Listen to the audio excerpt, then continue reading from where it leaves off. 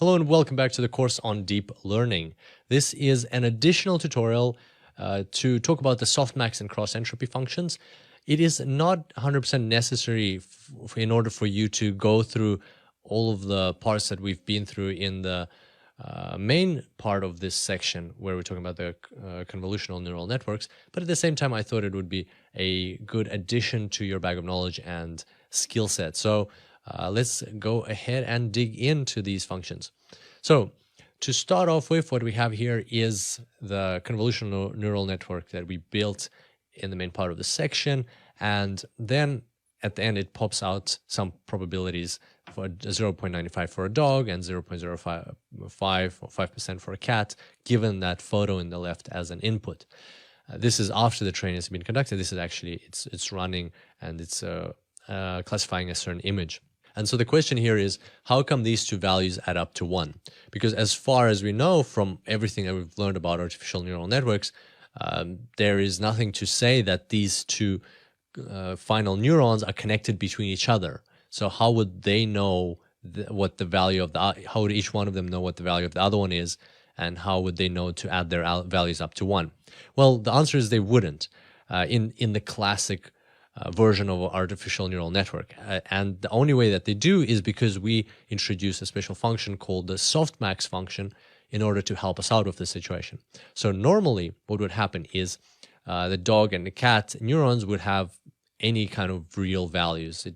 They don't have to they don't have to add up to 1. But then we would apply the softmax function, which is written up over there at the top, and that would bring these values to be between 0 and 1, and it would make them add up to 1. And to quote Wikipedia, the softmax function, or the normalized exponential function, is a generalization of the logistic function that quote-unquote squashes a k-dimensional vector of arbitrary real values to a k-dimensional vector of real values in the range of 0 to 1 that add up to 1. So basically, it does exactly what we want. It brings these values to be between 0 and 1 and makes sure that they add up to 1. And the way it works is that this is possible is that because at the bottom over here you can see that there's a summation. So it takes the exponent and puts it in the power of z and adds it up. So z1, z2 across all of your classes, all of these values. And so that's your normalization happening right there. So that's how the softmax function works, and it makes sense to introduce the softmax function into convolutional neural networks, because how strange would it be if you had a possible classes of a dog and a cat, and for the dog class you had probability of 80%, and for the cat class you had a probability of 45%, right? It just doesn't make sense like that. And therefore, it's much better when you introduce the softmax function, and that's what you will find happening most of the time in convolutional neural networks. Now, the other thing is that the softmax function comes hand in hand with something called the cross-entropy function, and it's a very handy thing for us. So let's first look at the formula. This is what the cross-entropy function looks like. We're actually going to be using a different calculation. We're going to be using this representation of the cross-entropy, but the result's basically the same. This is just easier to calculate.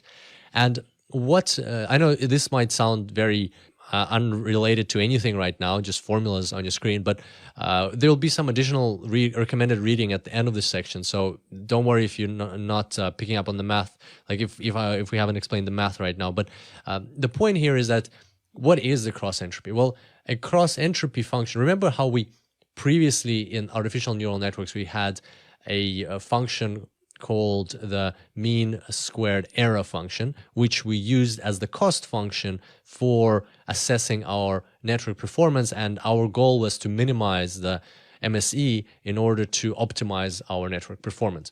Well, that was our cost function then, and in convolutional neural networks, we can still use MSE, but a better option in convolutional neural networks, after you apply the softmax function, turns out to be the cross-entropy function. And in convolutional neural networks, when you apply the cross-entropy function, it's not called the cost function anymore, it's called the loss function. And they're very similar. They're just little terminological differences and a bit different in what they mean. But for our purposes, it's pretty much the same thing. And what happens is the loss function is, again, something that we want to minimize in order to maximize the performance of our network. So let's have a look at a quick example on how this function can be applied. So let's say we've put an image of a dog into our network. The predicted value for dog is 0.9, and this is during the training, so we know the label that it is a dog. So the predicted value is 0.9, the predicted value for cat is 0.1. Then here we have the label, so we know it's a dog because this is training, and 1 for dog, 0 for cat. And so in this case, you need to plug these numbers into your formula for the cross-entropy. So how you would do it is the values on the left go into the variable q, the one that is under the logarithm on the right side, and the values from the right would go into p. And so it's important to remember which one goes where, because if you get them wrong, you don't want to be taking a logarithm from a 0 value or a logarithm from a 1. So you just want to plug them in, make sure you plug them into the correct places, and then you basically add that up. So that's how the cross-entropy works, and we'll look at actually right now we're just going to look at a specific step-by-step example of applying this function in real life, and it'll kind of make more sense what cross-entropy is, and it'll be less, like, my goal in this tutorial is to make you more comfortable with cross-entropy, because it can sound very convoluted and no pun intended. It can, like convolutional neural networks, it can sound very complex, right? Scary, but it's not. That's the point. So let's go ahead and apply it just so we know that it's not scary. So here's neural net, and also this will explain why we're doing this, why we're looking at different cost functions. So neural network 1, neural network 2. Let's say we have 2 neural networks, and then we pass an image of a dog. And we know that this is a dog and not a cat. And then we have another image of a cat, this time an animal, and it's a cat, not a dog. And here we have a weird looking animal, which is in fact a dog, not a cat, if you look very closely. So we want to see what our neural networks will predict. In the first case, neural network 1, 90% dog, 10% cat, correct. Neural network number 2, 60% dog, 40% cat, still correct. Worse, but correct. Second option, first neural network, 10% dog, 90% cat, correct.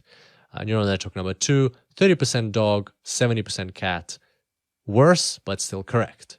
And then finally, neural network 1 in image 3, neural network 1, 40% dog, 60% cat, incorrect. Neural network number 2, 10% dog, 90% cat, incorrect, and worse. So the key here is that even though both networks got it wrong in the last one, throughout all 3 images, neural network 1 was outperforming neural network 2. So even in the last case, it was very it gave dog like a 40% chance, as opposed to neural network 2 only gave dog a 10% chance. So neural network 1 is outperforming across the board when compared to neural network 2. And so now we're going to look at the functions that they can measure performance that we've kind of talked about already. So let's put these into a table. So there's neural network 1. You have the row number, so that's the image number. And then for image 1, you have what it predicted, 90% dog, 10% cat. So those are the hat variables. And then you have the actual values. So dog correct, cat incorrect. Same thing for image number 2, and same thing for image number 3. And same for neural network number 2. So dog 60%, cat 40% in the first image. That's what it predicted. The correct answer was dog, not a cat, and so on. And so now let's see what errors we can actually get. So what errors we can calculate to estimate the performance and monitor the performance of our networks. So one type of error is called the classification error. And that is basically just asking, did you get it right or not? Regardless of the probabilities, it's just, did you get it right or did you not get it right? So in both cases, for both neural networks, each of them, they got 1, or so this is how many they got wrong. So they got 1 out of 3 wrong. So 33% error rate for neural network 1 and 33% error rate for neural network 2. And so basically from this standpoint, both neural networks perform at the same level. But we know that's not true. We know that neural network 1 is outperforming neural network 2. That's why classification error is not a good measure, especially for the purposes of backpropagation. Mean squared error, different. And by the way, I did these calculations in Excel. I just didn't want to bore you with them, but you can totally just sit down and do them on a paper or in Excel. These are very straightforward calculations. Just basically take the sum of squared errors and then just take the average across your observations, and that's pretty much it. So for neural network 1, you get 25%. For neural network 2, you get 71% error rate. So as you can see, this one is more accurate. It's telling us that neural network 1 has a much lower error rate than neural network 2.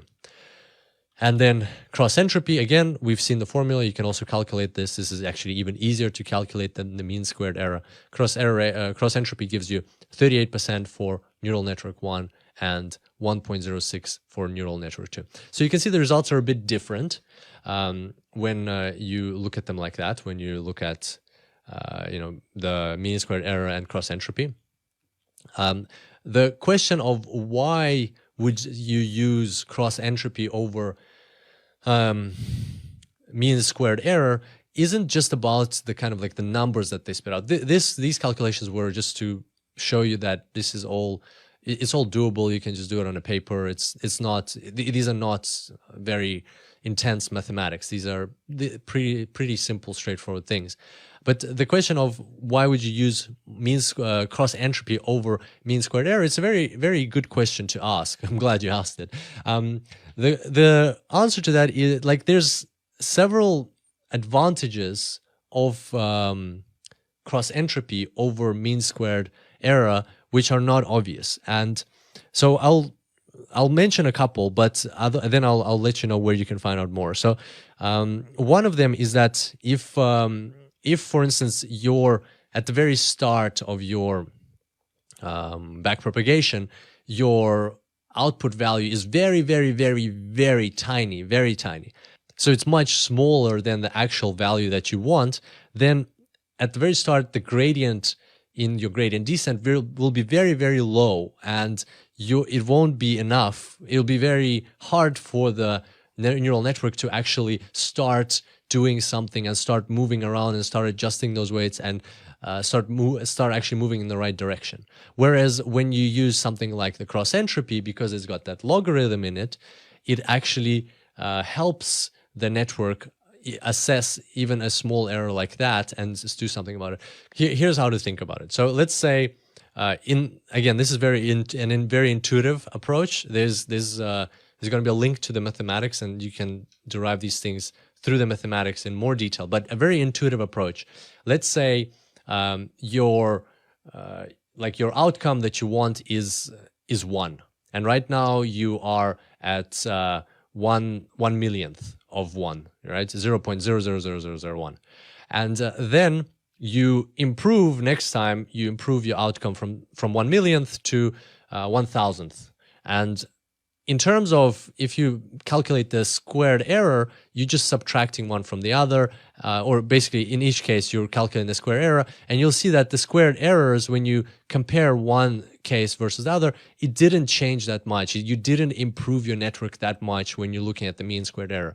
But if you're looking at the cross-entropy, because you're taking a logarithm, and then you're comparing the two, dividing one by the other, you will see that you have actually improved your network significantly. So that jump from 1 millionth to 1,000th in mean squared error terms will be very low. It will be insignificant, and it won't guide your gradient boosting process or your backpropagation in the right direction. It will guide it in the right direction, but it'll be like a very slow guidance. It won't have enough power. Whereas if you do it through cross-entropy will understand that, oh, even though these are very small adjustments that are just making a tiny change in absolute terms, in relative terms, it's a huge improvement. And we are definitely going in the right direction. Let's keep going that way. So cross-entropy will help your neural network get to the optimal state it's a better way for the neural network to get to an optimal state. But bear in mind that this only works when the cross-entropy is only the preferred method only for classification. So if you're talking about things like regression, like which we had in artificial neural networks, then you would rather go with mean squared error, whereas cross-entropy is better for classification. And again, it has to do with the fact that we're using softmax functions. So that's a kind of intuitive explanation of that. A good place to learn a bit more about that if you're really interested in, why are we using cross-entropy versus mean squared error. Google a video by Geoffrey Hinton called the softmax output function. And he explains it very well. And, being the godfather of deep learning, who can explain it better anyway? And by the way, any video by Geoffrey Hinton is golden. He's just got a huge talent for explaining things. Anyway, so that's softmax versus cross-entropy. I hope that gives you kind of like an intuitive understanding of what's going on here, but more importantly, that you're not put off by the term cross-entropy, because Hadelin will mention it in the practical tutorials, and I wanted to make sure that you're prepared for that. And it's just another way of calculating your loss function and another way of optimizing your network, which is specifically tailored to classification problems and therefore convolutional neural networks, and comes in hand in hand with the softmax function.